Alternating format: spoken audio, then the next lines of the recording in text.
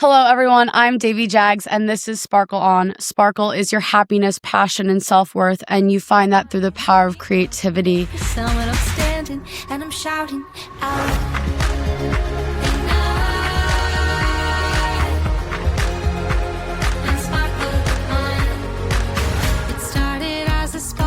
Today, I'm so excited to have Elle Rose, who is an Austin-based singer and songwriter, kind of with a touch of Gothic noir.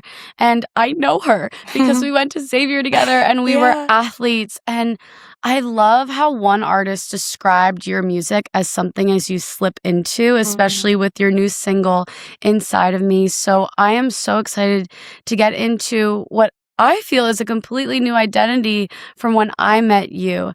And so I don't even remember like you holding a guitar, let alone like putting yourself out there on a mic and things like that. So can we get into, was this like a hidden secret that none of us knew about? It is so interesting. It's definitely, I feel like when I look back at that point in my life and that stage of life, which I'm sure you can agree with, it is like a completely different identity, like 10 versions of me ago. But it's, when I think back, I mean, sports, to play a Division I sport, not to be that guy, but you know, it is like it's a very myopic, you know, you have one focus your whole life. That's how it was for me, at least. It was soccer from the time I was in like the 4th grade until I graduated. So I didn't really have a lot of opportunity to explore different outlets or facets. But one thing I like to think about a lot is my little sister and I used to be obsessed with show tunes. So we'd sing a lot after school and like do little dances. And my older brother was in the performing arts. He was a drama kid. I like to joke that he was like the quarterback of drama club. He was super popular with the ladies in drama club. But anyway, I was always around like performance and creativity, but I just never really had like an excuse to do it because it was soccer or nothing. But I was like a bedroom musician for a lot of my time at Xavier too, playing ukulele and things.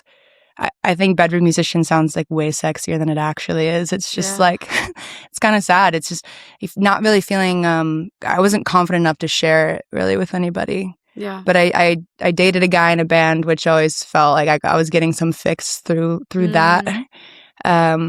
But it just came to a point in my 20s. I'm 30. I'm actually 31 tomorrow, which is wild. Oh my gosh, happy birthday. Thank you, yeah. I love that. But it came to a point in my 20s where I was living I was living with my boyfriend at the time. We're no longer together. I was living in SF and super lonely, no community. I just moved there, and I wouldn't say that like our relationship was like super fulfilling for me. And I like wandered to a guitar shop, a music what do you call it? A music shop, and bought a guitar. And it's interesting because the guitar resonates so much louder. So you have to sing louder. So I started singing louder, and then that kind of turned into, it just snowballed really. Yeah.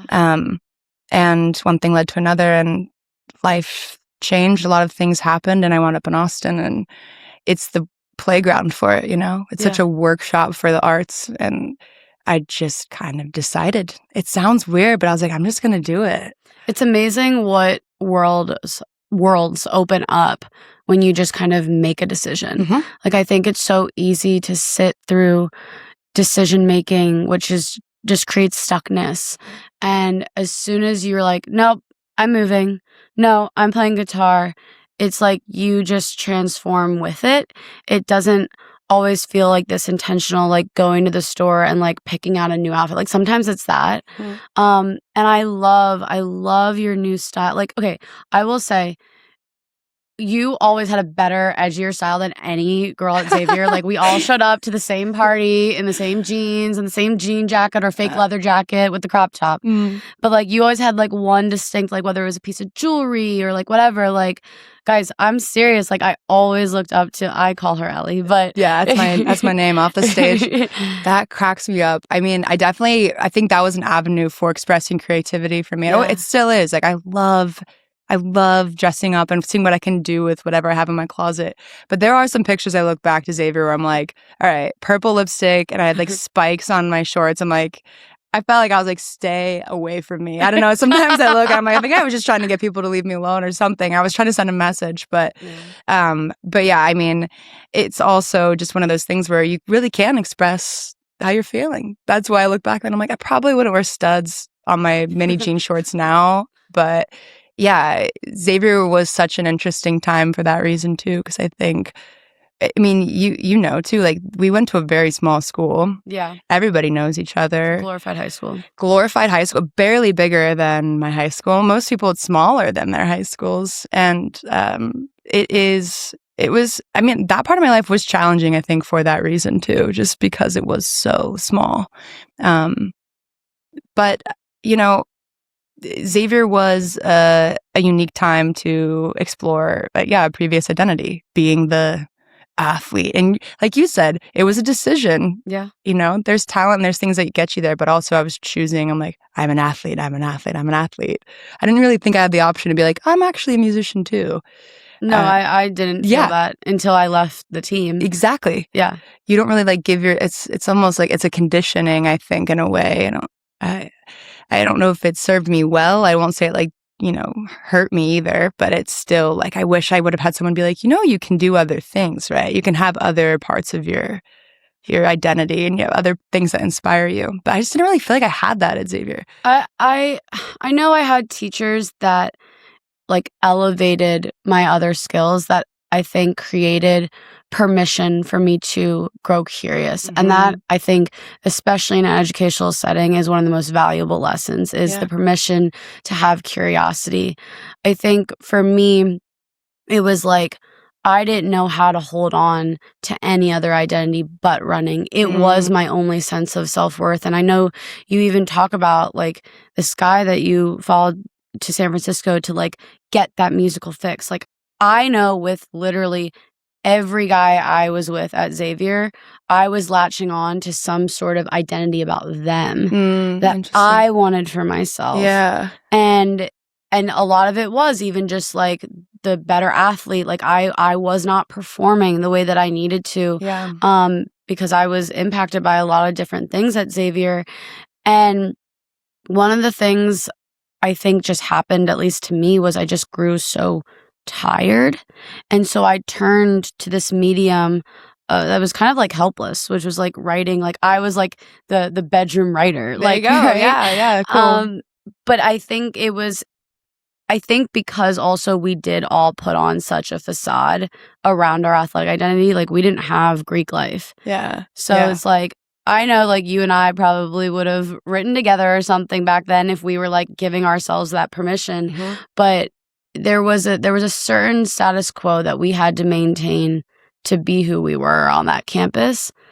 I think to your point about like what that identity was and choosing it is like, athletics teaches such a foundation. And I remember watching you play soccer, and I've always been pretty good about like picking out like certain attributes of certain athletes. Like you had a relentless fearlessness about you of like always going after what you want, and it showed in how you play. To me, like the athletic experience is a very creative experience, but we are serving at that time, we were serving the NCAA. Yeah. And so it works as a formula, like almost rhythmically. And I think when we are able to shed that give to, you know, a Division I powerhouse, it allows us to play. And that's why it's actually not surprising to see you up on stage being fierce again. What was, I think there's such empowerment even from the style and the presence that you bring to the stage. What was some of the inspiration that you drew to create this new look about you, like physical appearance look? Yeah, that's a great question. It's fun because with music, oftentimes people are like, what's your genre? What's your genre? Which is like one of the worst questions to answer because it's like, I don't know. Genre is a construct. Yeah, exactly. That's what it feels like. But it is, I think for me, I kind of going back to the fashion stuff, I am a very visual person, almost just as much musical. Even when I'm writing a song, it's a very like visual experience for me, and like seeing certain scenes and characters play out in my head. And I think that does translate with what I choose to wear, or like leaning into the Gothic or the noir kind of thing. I would say I really like to lean into this like femme fatale character. I often write from that point of view, or a lot of like goddesses or like scorned women really from like mythology that have been really hurt or harmed. They're powerful. They're not helpless, but they're enraged maybe. Yeah. And I find that's a really easy emotion for me to access. It's really easy. Yeah, me too. Like, really? And Yeah. I'm like, okay, some people I think can, really lean into sadness and heartbreak. I think Alanis Morissette's a great example of a woman who can really lean into rage, obviously, like that. Her first album was like, that was like pure rage that she was writing from. But when I think of the aesthetic, I am leaning into this sort of like femme fatale type of character, and I think it's kind of there. Those are parts of me that are real. It's not that it's a show or a gimmick. It's more I'm turning the volume up really loud on this part of myself that already exists. So where does that rage come from for you? Ooh, that's so hard. I don't know. We could peel back a million layers, I guess. Or where did it start? I think for you to step into this, and do this as your thing. We went again. It's going to come back to Xavier a lot because we have that common ground. And of course, this has nothing to do with like the school as an institution itself. It's more of I was born and raised in northern Kentucky in a very Catholic town where everybody was really Catholic. The schools were all really small, and it wasn't just God at school. It was the same constructs in your rec soccer league, or, you talk about it at sleepover. Like, it was everywhere. It's inescapable. And you get to, I went to a Jesuit college. So when you add it up, preschool, kindergarten, grade school, high school, I went to an all-girls Catholic school, by the way. So, like, I skipped that, but doubling down on more Catholicism. Yeah. Again, nothing against the religion itself, but it was, from a young age, I genuinely was like, why? Where are all the women? Yeah. Where are the women? You go to church, your God is male, Jesus is male, your priest is male. And even in the Bible, I remember I know the Bible well, not because I've sat and studied it, because I've literally had to for 12 years straight, and you get tested on it and quizzed on whatever. And it never ceased to amaze me how few and far between, like, you hear a woman's story, and usually if it is, it's condemning her sexuality, and she's a very apologetic and sad woman who's seeking redemption through God or through religion. And those themes, when you zoom out, they're not terrible, but I think there's been this quiet rage in me from a young age, through high school, through college, where I didn't understand why female sexuality was so punished, and why my flirtation, not even sexually, but just with life, with play. Yeah.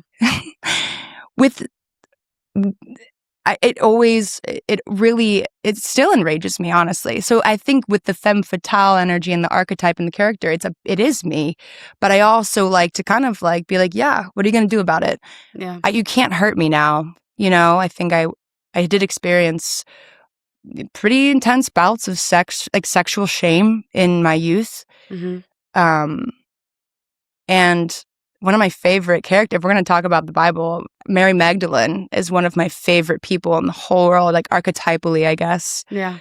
I actually went to France 2 years ago on like my own little solo trip, and I went to her cave in France where she's, allegedly like hid out for the rest of her life. Mm.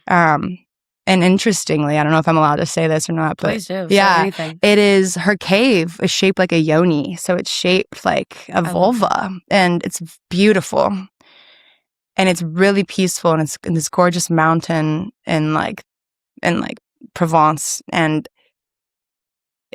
I love her because her story was basically, her gospels were excluded. She was excluded from everything because people wanted to say she was a prostitute, which historians say she wasn't even a prostitute. Not that any of that even matters. My whole point is just female sexuality has been used against women. Yeah. We're not allowed to be asexual. It's bad if you showcase a lust for life or even a vibrant sexuality, even if you are whoever you are, and that has enraged me, I think, for much time now. But I'm in a place now where I'm like, you can't hurt me. Yeah. I feel it. Yeah. So I feel it's exciting for me to write songs from that place and to get on stage and be like, what are you going to do about it? You know? And don't mess with her, don't seriously. mess with me. I'm going to wear all black. I'm going to wear the tiniest shorts I own. And I'm going to sing about themes that might, make you be like, whoa, what is she talking about? But it's like, I think it is for me, it feels right. And I feel like if I had kids look up from like age 16 or 17 and be like, wow, she's cool. I would enjoy witnessing that. You don't remember this, but oh no. We're in Pavilion the one Thursday night. Classic. The classic Thursday night place that I that ended up being a club promoter for at some point in college. Amazing. That's how I made my beer money. We were in the bathroom and I was telling you essentially about the only boy I'd ever slept with at that point. Yeah. And you put it together, like in your drunken mind, you like put it together that you're like, wait, you lost your virginity only in college? Oh my God. I know, it was, and you just like, you started like cheering, like, this is amazing, we're going after it, because it was like the typical like, oh, this person wouldn't talk to me at the bar. Yeah. So we were gonna make sure this person talked to me at the bar and I could go home and, have sex, because that was always the mission of a Thursday night in Cincinnati. Yeah. But I just remember feeling so freaking empowered by you to be like, yeah, who cares if I'm slightly still a virgin, but like not a virgin, but like whatever, like we're gonna figure this out. We're gonna figure, but it's not just about sex. Like Bingo, yes. I think that's what we've had a couple episodes on the show now, like where we've talked about how sexual energy is creative energy. Yes. And as young women, especially at a school where, I failed in my second theology class, I failed my presentation on Mary Magdalene. No way. What happened? I don't know. Maybe I should have chose Mary Magdalene to pass the thing. I had so many like different like fathers tell me like what some of the advocacy work I was doing at the time was so shameful, right? Oh, okay. Well, now it makes sense. Okay, in this way, though, then that is exactly... Mary Magdalene would have failed a presentation on Mary Magdalene if a bunch of men were the ones grading it. This was a woman professor, though. Okay. Yeah. Okay, well, then that's fair. I also could have just not done a good job, but I'm just saying, I get where you're going as far as, like, the inspiration, not only behind the style and the presence that you're trying to create, but even from a sound. Mm-hmm. Like you have this amazing, like profound line inside me where it's, I don't pray to gods, I pray to rain. Mm. And I'm like, are you kidding me? Like, forget Come Clean by Hilary Duff. Like, we are in Elrose era. Yeah. Like, I appreciate that. Yeah, I mean, that's the thing. I think it's funny because I know I'm talking a lot about Catholicism and my upbringing and religion, all these things, and I would not identify myself as a religious person at all. But a lot of my themes have this like biblical. Yeah, I think that's where it kind of gets Gothic, is like that's sort of what I'm referencing when I say that. But I kind of like to use it almost as to almost not as satire, but to like invert the power a little bit. Be like, oh, you want to talk about the Bible? Okay, I can talk about it. Like, you can use it how you want to use it. I'll use it how I want to use it then, And I think, I'm a big fan of the goddesses in mythology. I think there's so much to learn from them. And I think rage, as we talked about, is like one of the biggest unlocks for young women to experience, because it's the first time in your life, I think, when you're like, wait a minute, that shit was not okay. Yeah. And when it is, sat with mindfully and patiently, like you can, like it's one of the biggest drivers for taking action. Whereas I do feel like, at least for me, there are definitely plenty of points in my youth, in my teenage years, in my 20s, especially my 20s, where I would fawn out so easily, and you go numb and you're like, you don't even feel anything. You're just like, oh, this is just happening and I'll worry about it later. And I had this period in the last like 28 through 30 where I was just getting like bombarded with rage from years past. Like, happened to me too, yeah. Floodgates opened. Saturn return. Yeah, big time. And I was like mad at a lot of people, and having to like work through that and, sift through it it's a heavy job, but rage is awesome. I think all women should. There's more rage to be felt, I think. Well, I think it serves as a pivot. Like, I remember those initial sparks where it wasn't this magic or anything inside me. It was like almost a calling that I didn't really ask for, and I had to figure out what to do with it because I did want to continue to live like a magical life. Yeah. And it shouldn't always be on the responsibility of women, but yet it always ends up being on the responsibility of women, which I think is where the rage comes in. And I think I'm curious because so many times, like, I look at certain songs as a soundtrack to my life. I mean, if we're bringing up light, let's talk about Trap Queen and Fetty Wap. Like, that was the light of my life. And Pavilion. As I mean, it's all coming back together. I'm like, Pavilion and Fetty Wap are like this in my brain. They're so connected. Yeah. Long live the Trap Queens. But I think it's so interesting when you've almost taken on this responsibility to create the soundtrack yourself. And so now that you do know how to play guitar and you're on stage with bands and stuff, how do you experiment? Like we said, that genre is not like a thing in your mind. Like, how do you create your actual sound as a craft? Yeah, that's a great question because it requires a lot of imagination and collaborators who will go there with you. I am not a technically trained musician. I am like sound, feel. I often joke with my bandmates because a lot of them they went to music school. They communicate very differently. I'll come with mood boards and very specific adjectives or like even like movie references to how I want things to feel.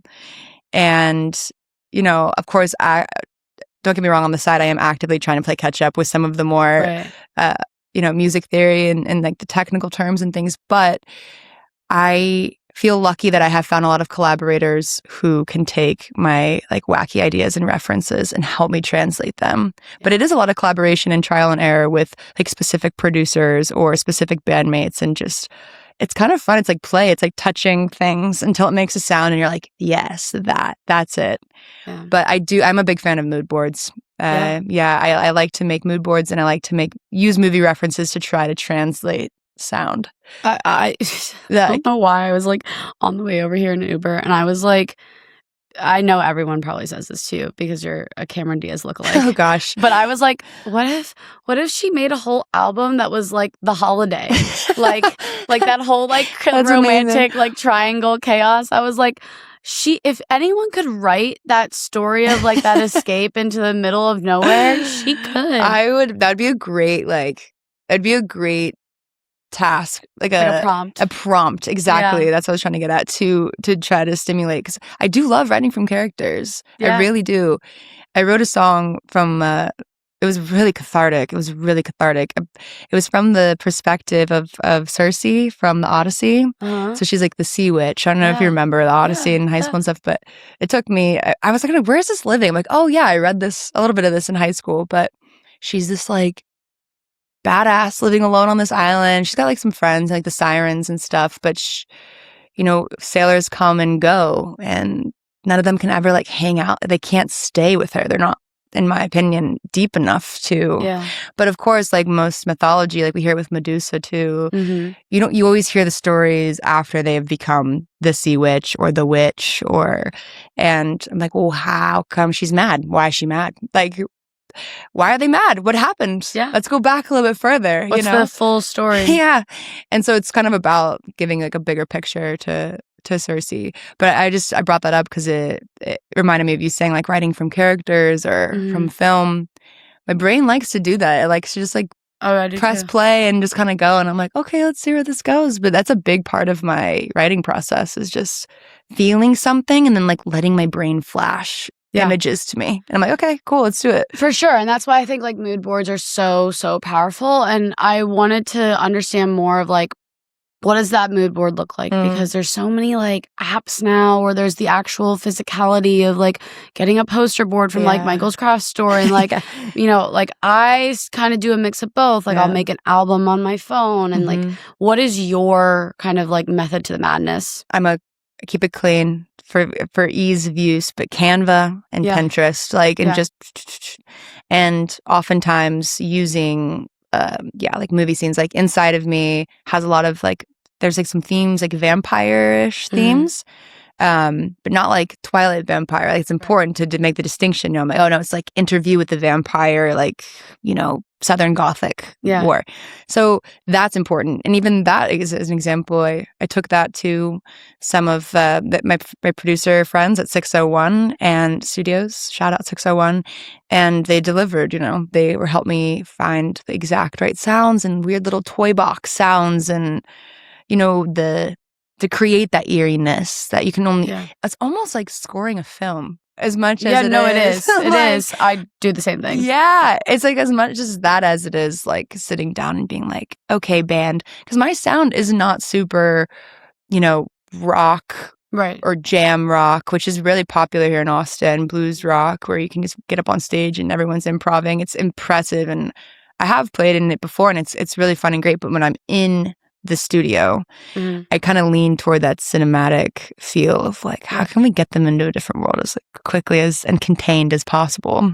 Yeah, and I think honestly, like a really mainstream artist that's doing a pretty damn good job of this is Charlie XCX. Yeah. Like she's really come into her own in a way because she has that little bit of like edge and fearlessness that like she doesn't really care what people think. Exactly. And I think it's cool. It is cool. And I think it's kind of the secret sauce is it sounds so cliche, but it's something I have to remind myself all the time. It's like, no, your only job is to be as honest as you can be. Right.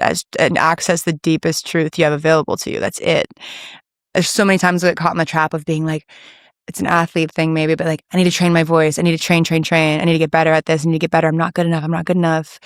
And sure, there are things you can always do to get better at something. But I'm more interested now in just getting closer to the truth versus making sure my voice is in perfect control when I'm on stage. You know what I mean? Well, I think, and it's so cool that you kind of like, we've even talked about this in such a full circle way, is like you had mentioned like you weren't this, you know, technically trained musician but you were as an athlete. And I think it's one of those things where because you don't have all the perfect tools, you are forced to live in this play, almost like a young girl. And that inner child is so important to create anything of a masterpiece. And I am kind of curious, like how I'm sure every artist, you know, competes with imposter syndrome. So when you're in this environment of some very amazing musicians in Austin on stage where they have this professional background, but you're also up there being professional, how are you finding that balance between like, no, this is my superpower, but like also I don't know everything at all? Yeah, I think that is like the biggest piece. I've really strongly leaned into being a late bloomer. I'm like, I am a late bloomer, period. There's no ifs, ands, or buts. There's nothing, like, that's it. I started later than a lot of the people who I share stages with or share bills with. I know that. But at the same time, there's something really empowering about that, about saying, I don't know everything. But because of that, I might try things that some people think is just not allowed, or I might see, I'm kind of, in a way, my brain is very untouched by theory and rules and unspoken rules and things you should and shouldn't do. Sometimes it gets me into trouble and people are like, what are you thinking? No, you can't. But sometimes it's like, I can discover something cool that way. So I really lean into the late bloomer because I do feel like it also reminds me that I belong. It's not that I don't belong. It's more of work hard. It's, again, a lot of principles of work that I learned in soccer and going after what you want. But it's like, work hard, train as best as you can. But like when you do the work, like there's going to be a natural confidence that you carry on stage, that natural sense of like, I may not have as many years as you, but I still work hard. It's so, I know exactly what you're talking about because the same thing has happened to me with my writing career. I didn't study writing in undergrad. I didn't know what the heck I was doing. And then I ended up pursuing a master's in it, and that got me some, more training. But like, I had to have a professor like scream at me in the best way possible in the middle of her office hours, like, Davy, you belong here. Yeah. But as you were talking, I realized it's almost like, because we identify as late bloomer artists, we didn't have as much time to solidify certain myths that maybe our creative peers did, where it's like, you can't do this, you can't do that. I know that like plenty of teachers have told me I can't do this way of publishing or that way of like, putting this book proposal together. And I'm like, I just watched some Italian author do it, and her series get, adapted into an HBO series that isn't maybe the number one hit, but it's gorgeous and it has a very niche community and fan base around it. And it's like, I feel like that's what most artists just ever dream of. I feel like it's in a funny way of also like becoming more distinct, or even picking up your own methods. Yeah. And it becomes like your signature method, but it wasn't because you were trying to find a signature method. It's like your workaround, basically. But even like since I started playing guitar like 3-4 years ago, always played acoustic. And I bought an electric guitar like 2 years ago and only just started playing it in the past year. And I still am like, I go watch some of these people around Austin just like shred, Yeah. I don't do that. I'm like more, I play rhythm. Yeah. I brought the electric on more for tone and feel. So even now, so like I've only been like a few performances in with it. And one of my friends in town, he's like he's like a local legend. He's awesome. He, is giving me all these tips after the show, being like, you need to do this with the nine, like he telling me about the amp stuff. And like, he's giving me like real good feedback and advice. But I also looked at him like, what am I supposed to do? Like not play the tone. Like I feel like there is also something with being a late bloomer where even the myth of like, you're not ready yet, you need to train more. Yeah. Like for better or for worse, maybe sometimes for worse, I'm like, nah, I'm going to play the electric guitar in front of it. I'm going to basically learn this instrument in front of everybody and do it. Like, what better time than to do it in this really high stakes situation? But I think that goes back to your fearlessness, because it's like most people would not, essentially try in public. Yeah. And that's a really scary thing. Yeah. I also really trust my band. So I'm always like, you know what? If something goes really badly, they'll fill in the blanks if they need to. But I guess I know I do seek out intense experiences, and I think I do love that. I think I do like intensity. Yeah. My mom always used to say it was always either 0 or 100 for me. I have a hard time like falling in between. Me too. But yeah, I think there is maybe the thrill of getting away with it too that I like at the end, of like, wow, I actually did it. Yeah. Cool. Yeah. But it is fun, and I do think that there is that game day energy, that something clicks into place when you're like, you practice something, like, I don't know, and then game day, you get gig day, show day, whatever comes, and you're like, no, I got this. You lock in. You got your team with you, and you just lock in. Well, I think it's also like, I feel like people who have really taken time with that craft, probably at least I would assume have more patience than someone like me who also loves the thrill of getting away with it, is like, they probably do have certain types of insights where that, like, if we're just getting up, I'm not getting up playing the guitar, maybe one day, but like if you're just getting up and playing the guitar and you can't predict a certain thing because you haven't had enough time on the strings, right? They could probably say, no, I've had this lesson, right?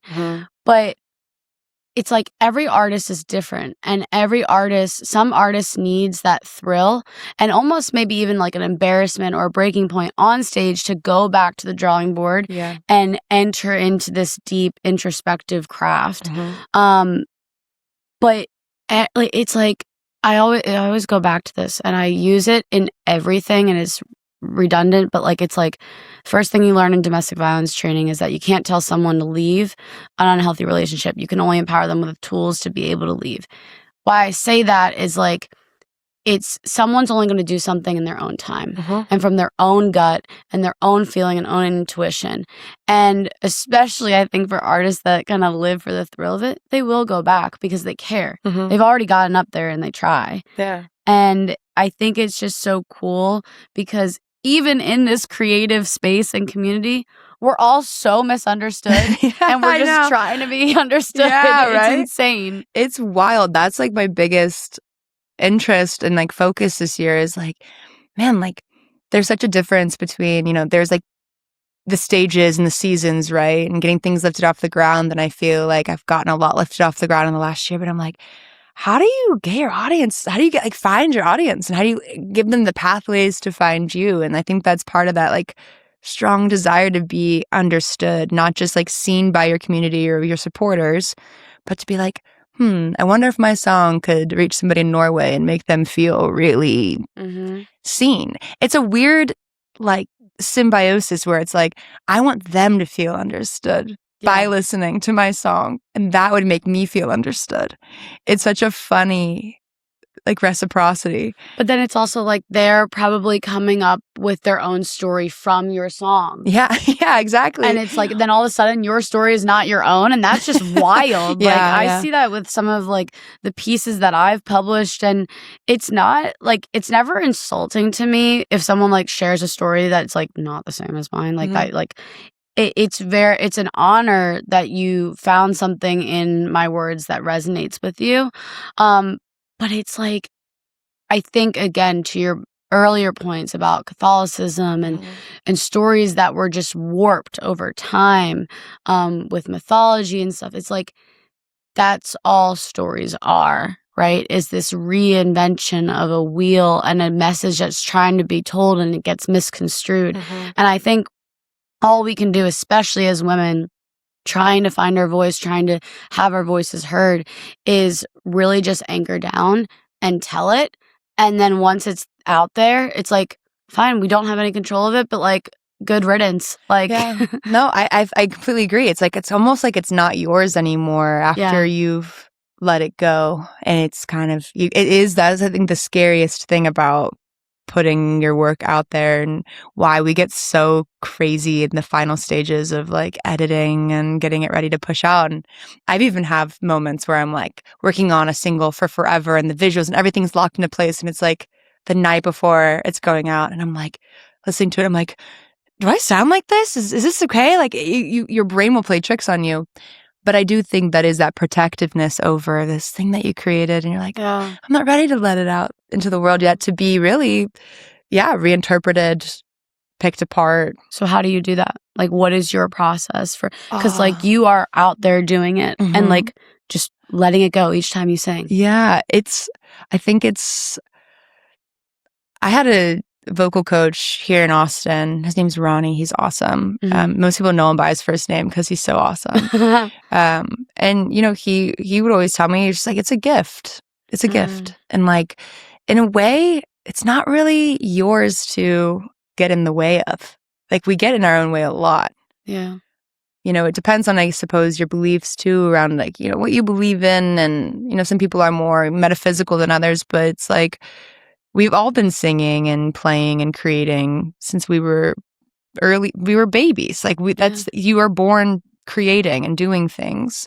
It's like, we are all these channels, for whatever type of creative intelligence you believe in. And it's like, at a certain point, you do need to just open, in order for more to come through. You kind of have no choice. Sometimes I don't look at it as a choice. It's more of like, I've had songs I'm getting ready to release, and it's like, you produce them, they're getting, you're getting them all lined up, and then all of a sudden I write a new song. This happened to me last fall, and this song that I wrote literally had its hands around my throat. It felt like for like months, and I ended up bumping all the other ones back and putting this one at the front because I could not get it out as my song inside of me. I couldn't get it out of my head. And it literally had me in a chokehold. And I was like, okay, I hear you. I will put you out before the others. It was kind of like I needed to do, it was almost like fixation. Like I needed to do it in order to proceed with whatever was supposed to be created next. I hate and I love that feeling. Yeah. The only reason I say I love it is because I know the relief I get as soon as that chokehold is gone. But that chokehold is antagonizing. It is. It's like you can't do anything. And it's like, I think honestly, it's the chokehold is not the hardest part. The hardest part is the people that are supposed to be closest to you have no idea it's happening. Yeah. And it's just like you're supposed to go through your day and expect people to like, just continue on too. And it's like, wow, I feel like an egomaniac, but like some people just don't get it. Or they've never given themselves the space to feel that chokehold. Yeah, no, I hear you. It can be isolating for sure, especially when this thing you're working on, especially if it does require a lot of emotional labor. And some songs that I've written, it's like, sometimes I do write from a femme fatale character and it's more rage. Sometimes you're just crying and crying and crying. I'm sure no doubt you experience that when you're writing.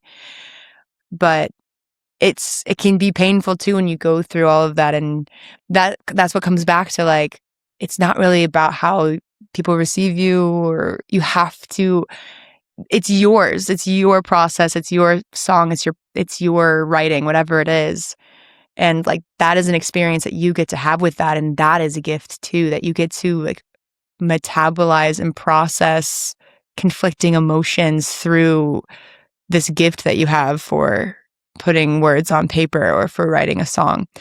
And it is hard because people don't know what's going on a lot of times. How do you explain that to somebody? Oh yeah, 5 minutes ago I was on my floor crying finishing the song, and now we're like getting coffee. And some people will like, of course, relate and listen, but you're right, it's hard to, even with like family who aren't in the arts or parents who don't know. God, that's like a whole nother podcast episode. Yeah. I read something yesterday. I'll send it to you. Yeah. But it was talking about how your friends and family will sometimes feel like you're like not your biggest supporters at all. Your strangers will be your biggest supporters. Yeah. And I don't feel that way entirely, but it is easy to feel that way.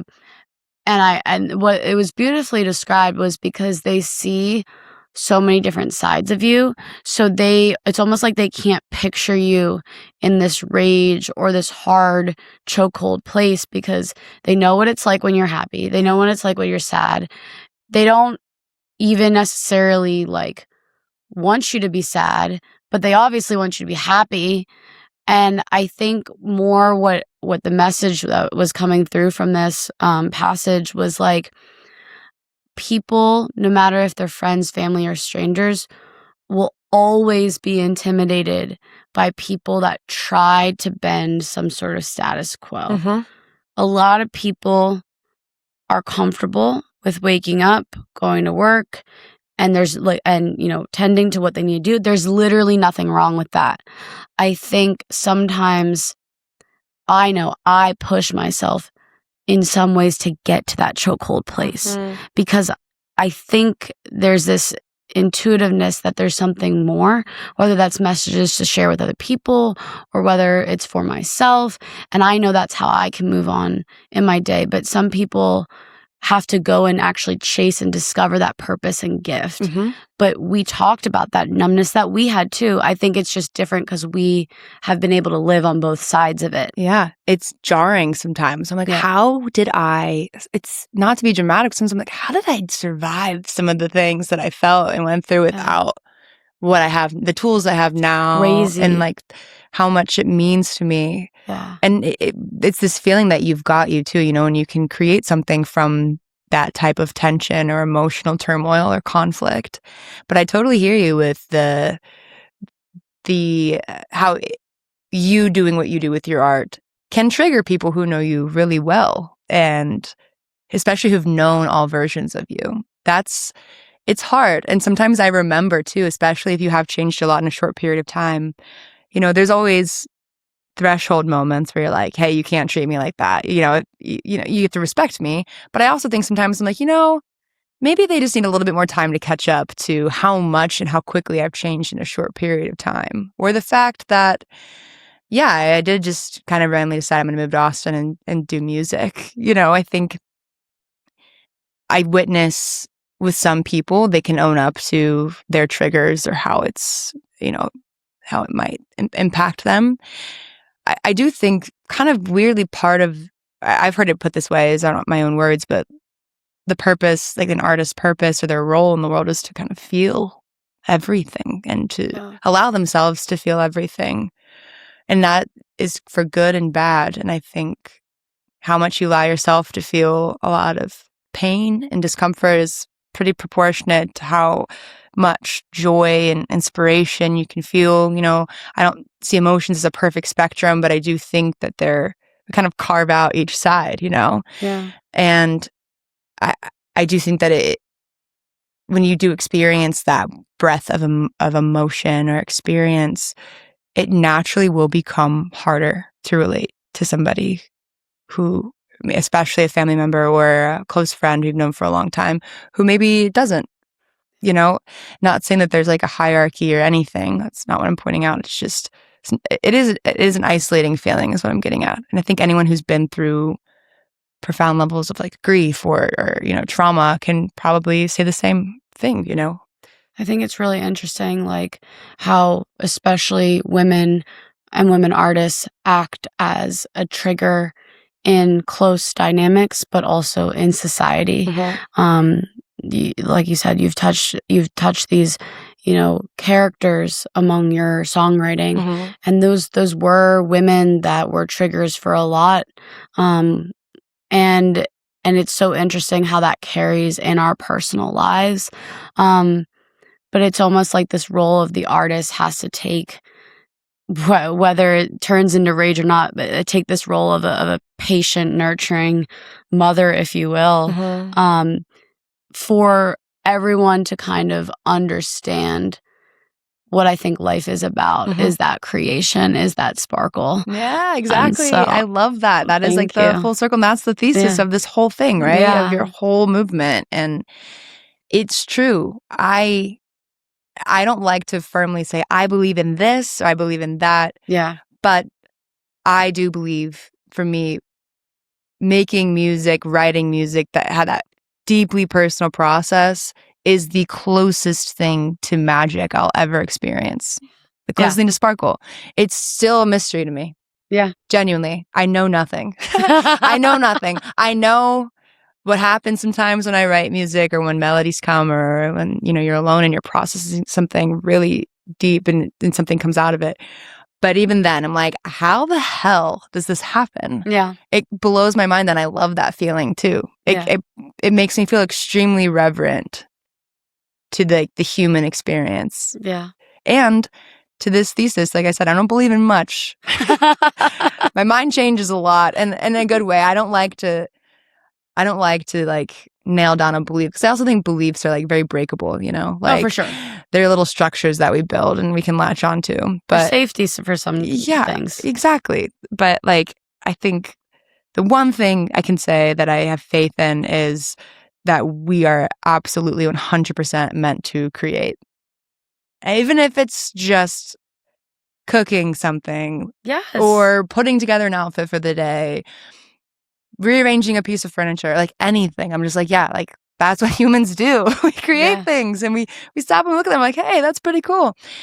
It doesn't have to be big, but I do think that is the juice of life. It is. Yeah. The elixir, if you will. I think it is the elixir. Yeah. And that is how you're going to feel sparkly. That's how you're going to feel magic. It's like, it's that feeling. And you don't need a grand purpose in life when you can access those every day. You know, I think sometimes we go long periods without feeling those moments. And it's like, who am I? What's my purpose? What's my dream job? All these like, you know. Well, we've commodified purpose. Yeah. Mm-hmm. And that's also another episode in itself. Yeah, exactly. But I think we have completely forgotten that creating does not equate to the number of Instagram followers that you have. Creating means getting up in the morning and, like you said, making breakfast, writing something down, writing a letter for your partner before they go off to work. But it's just the messaging and the conversations aren't always happening the way that they're happening right now. So I truly appreciate you sharing how you've really adopted this artistic creative lifestyle for yourself and what it's done for you. Yeah.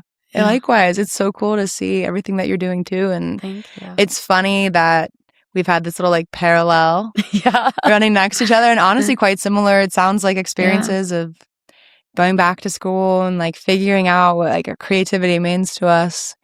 It's like the athlete to recovery. I think we both experienced serious athlete recovery, but I think it's cool that we've both found similar artistic paths in the wake of that. It's honestly, to me, it's not surprising. It's just so refreshing. It is. Yeah, I agree. It's because cool. I think we talked about feeling like wanting to feel like understood. Like, I think we just kind of found it. There it is. Yeah. Yeah. So guys, that's also Sparkle. Yeah, that's it. It's that to be understood and to understand. It's like, it's kind of the same concept as like how generosity feels good. It's like, here's this.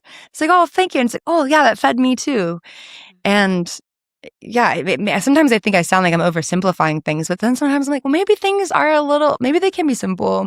And they are these like micro acts every day. Yeah, they are. And I think that's like trying to find a little bit of magic each day is really where you'll always feel it. Yeah. And you'll always feel that sparkle. So guys, check out her new single coming out, Technicolor. Technicolor.